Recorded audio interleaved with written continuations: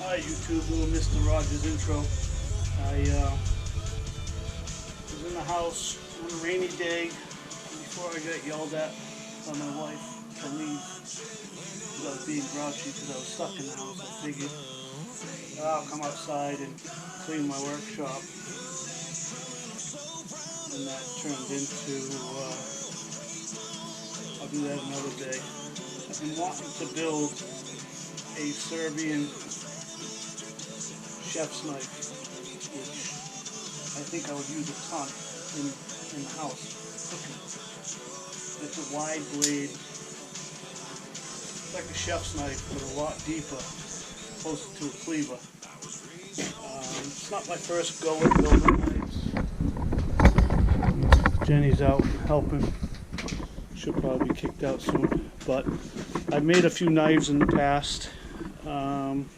More out of necessity, and I just turned into really liking it, so I started building little knives that I would use all the time as a chef's knife, a fillet knife.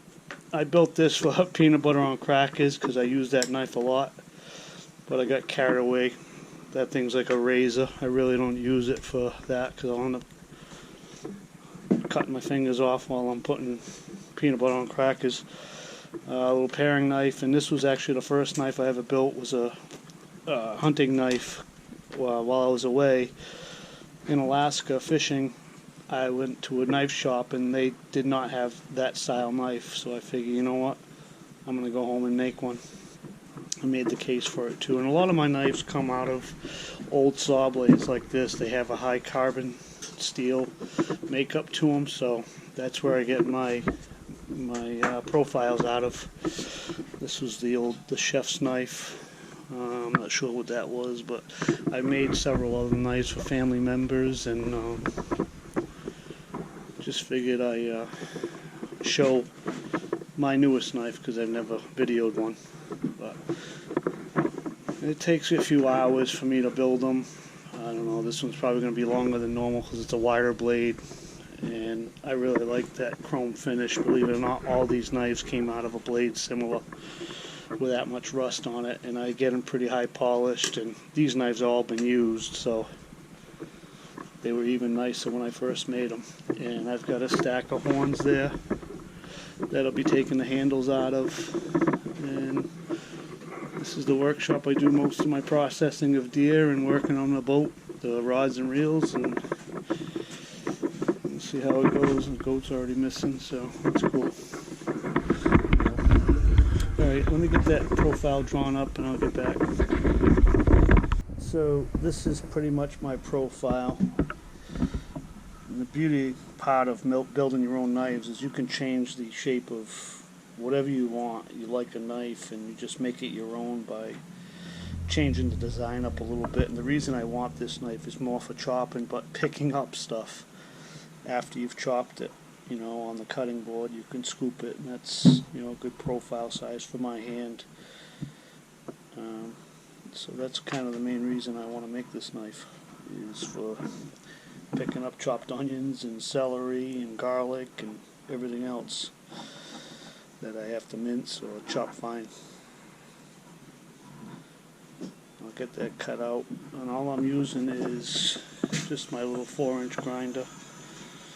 I know, oh God, but usually it gets in the way. Sometimes you got to use the back of the blade, and sometimes you need the front of the blade, but I'll get a little bit of that.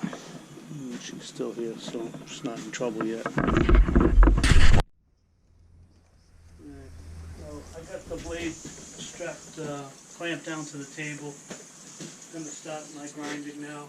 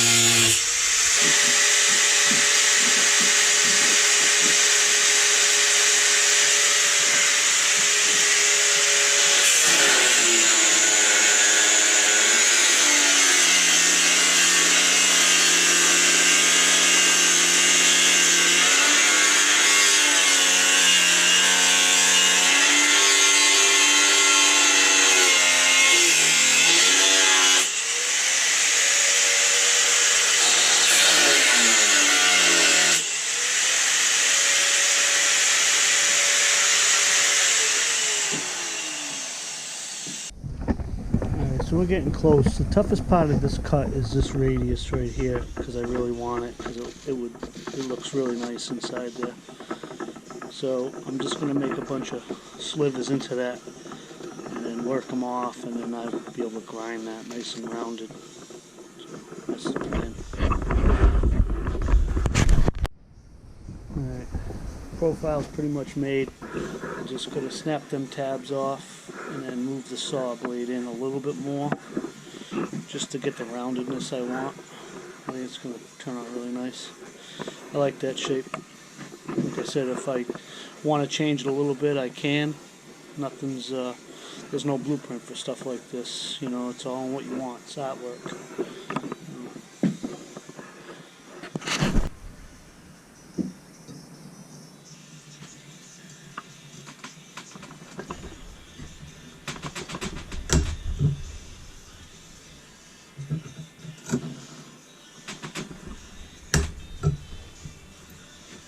That's how you know there's a lot of carbon in it. It snaps off like that.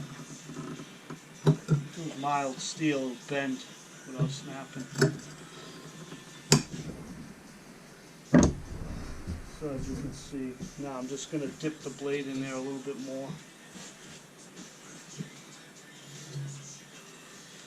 You know, I might just leave it because I like that. I really don't want to go any deeper.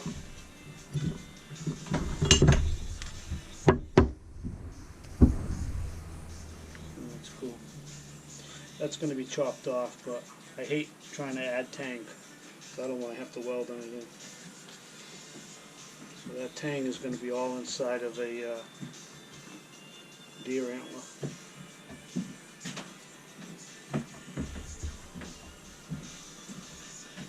Something like this.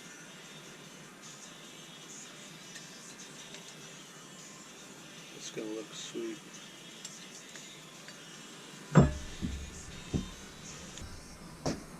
Over to the bench grinder to get inside here.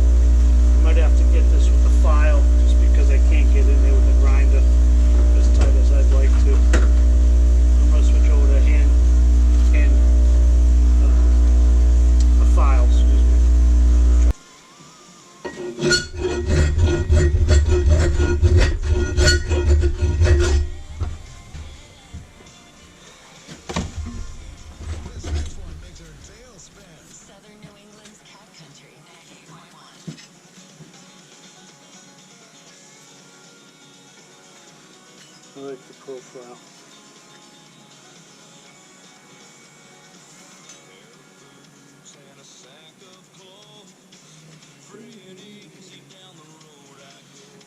I'm going to start taking some meat out of this. It's like, probably start 1.5 inches up. Leave this pretty much whole. Just take it down to no rust. And then start 1.5 inches up to get my taper from my edge. Go super sharp. So, Jenny the goat had to go out because I had to get the door open for ventilation. So, I'm going to start taking a lot of the heavy rust off with the 80 grit belt sander.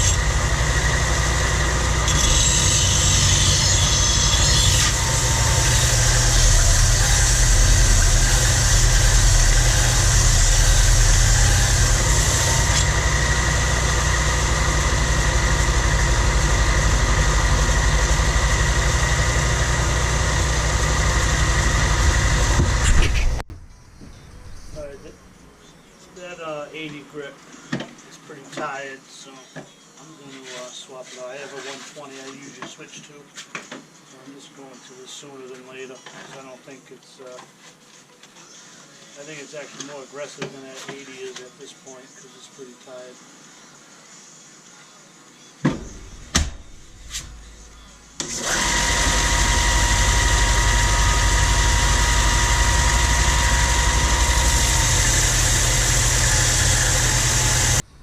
Alright, I'm pretty much as far as I can go with those belt sanders, with the belt sander. I can't get into these nooks and crannies for all the pitting. You probably can't see much of that, but there's still a lot of pitting in here. I'm going to get in there with the orbital and start leaning on it, try to get that out of there without putting any waves in this knife. That takes a little bit of time, but I can use a heavier pad for that to get in there, and if I have to I can go back to the belt sander and smooth it all out, take any waves out, because I do like these pretty smooth. Some of the pitting's cool, but I got to make sure there's no rust in them, because I don't want that look. The pit look is okay, but not when there's any red in there. I'd much rather it black, where it's just carbon and whatnot.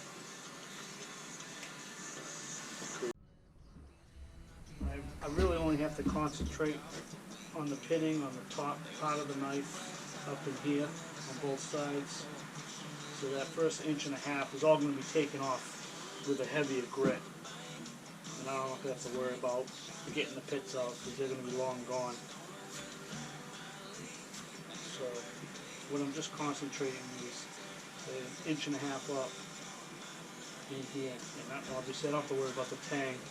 I make the tang rough anyways when I put it inside the knife, inside the handle when I epoxy it, because I just think it has more grip and more to grab onto. Maybe it doesn't matter, but I always do it, and I've never had a handle pull off.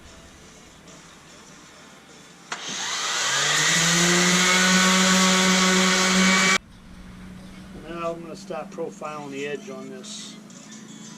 I want to get this pretty sharp, not so much sharp, but tapered. Same thing, tapered up here.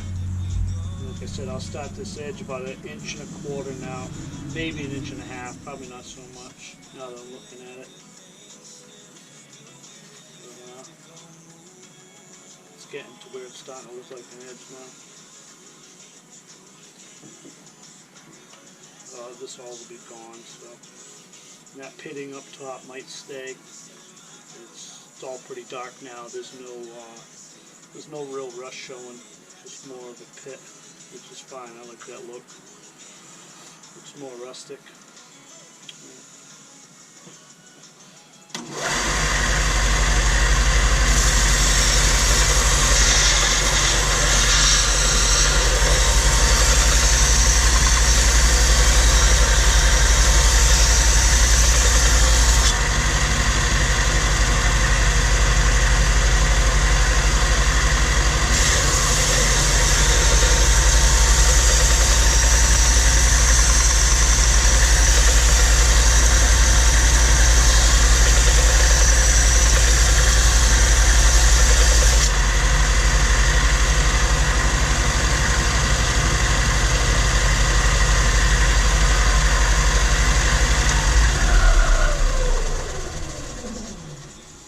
There's a lot of this, so we'll jump back to you when I get closer to getting it as far as I need, because I got to do both sides and make sure it's pretty centered down the middle of this blade.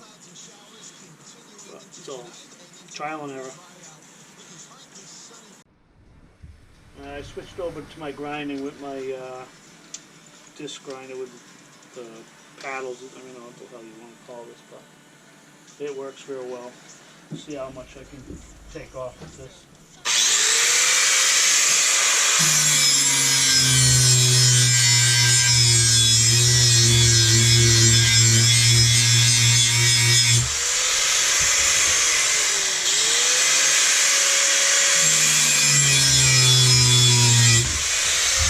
Alright, I started with a 150 grit. Now I'm moving down, or I should say up to a 220, and I'll just keep going up and up until I get the desired chrome I want. This side I haven't touched yet. You can tell it's pretty flat, a little satin. This one's starting to get some more shimmer to it. I just started on this side, so I'll give it a little more before I move up to a higher grit.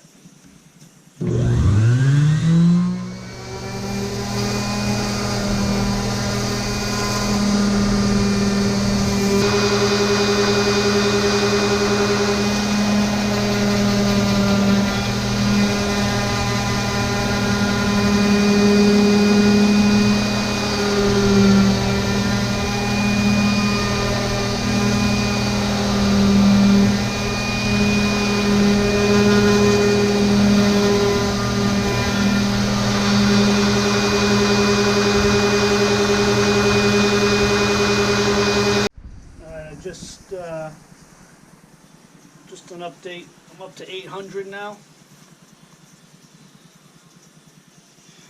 Starting to get there. Really good. Yeah. The lighting kind of sucks in here, but we're at 800.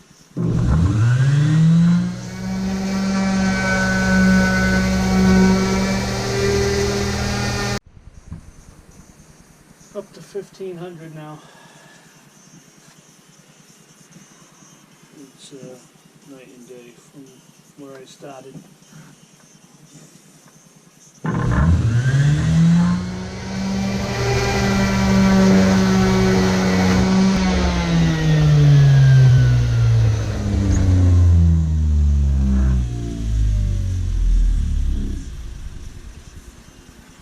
think I'm going to stop at 2000 and call it good. Then I'll start working on the handle. It's plenty sharp enough. This is how I like to sharpen it, like a razor. It gets it so fine, but you can be super careful because as soon as you dip the knife a little too much, it shreds the pad. 2000 is no different from 15s. So here's the horns we're going to use. It's a buck I killed years ago. I'm going to use this side, cut it up in here, just lop this off here and probably take it up here, that way I have enough to work with. Cool.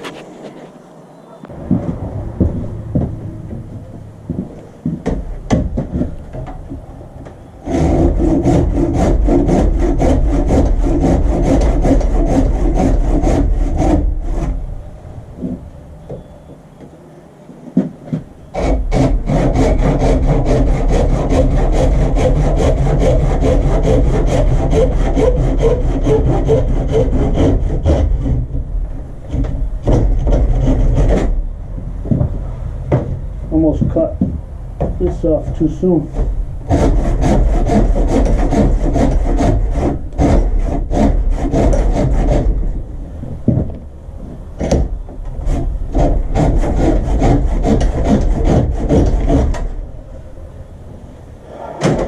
Perfect. That's going to be our knife handle. We'll go a little bigger than normal because it's a heavy knife and I'd like to kind of balance off the blade a little bit more.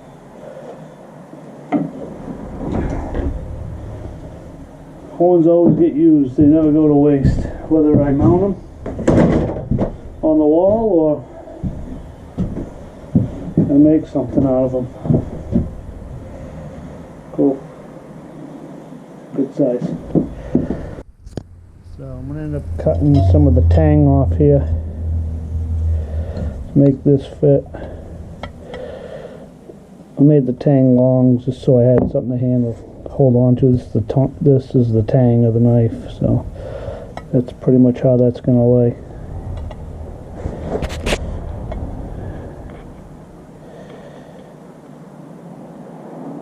So I'm going to lose some of this tang, probably up around here somewhere.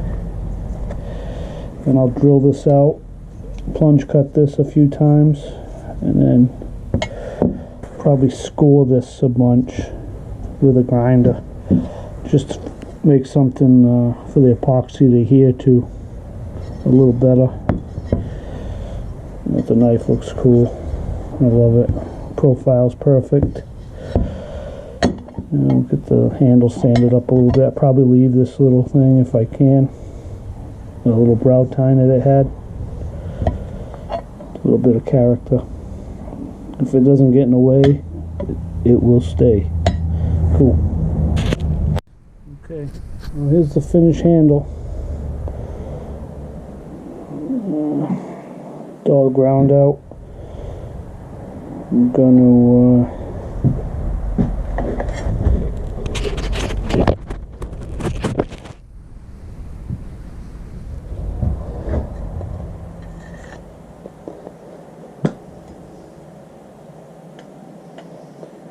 fit in here. I'll epoxy it up and pound it on and let it sit. It's a 5-minute epoxy, but I usually let it sit for a while rather than mess with it. Then I'll just fine-tune sand it so everything's tapered nice into each other.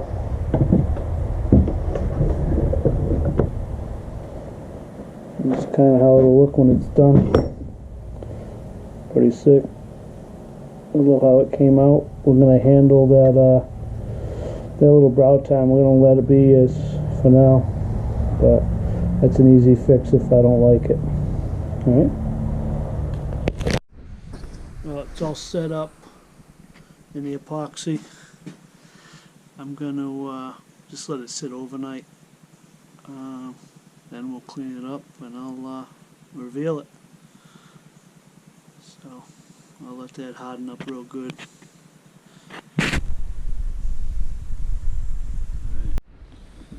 Alright, after letting this sit overnight, it's all nice and hard. Don't have to worry about it not adhering because I left it much longer than I had to. So I'm just going to peel this. I got the tape all cleaned up. Now I just want to clean up the extra epoxy I have on here. I'm just going to go back to my 3000 grit and see if it's enough to take off what I need to.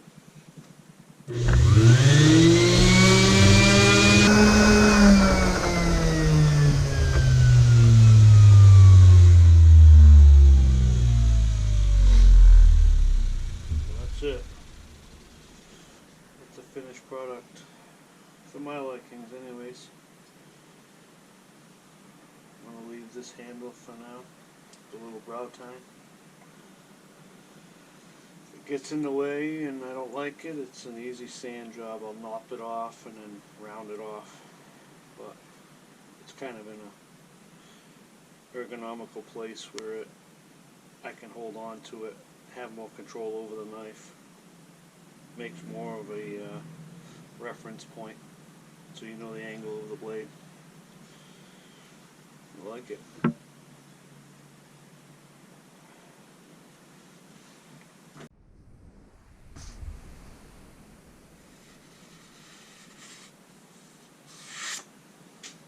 Sharp enough.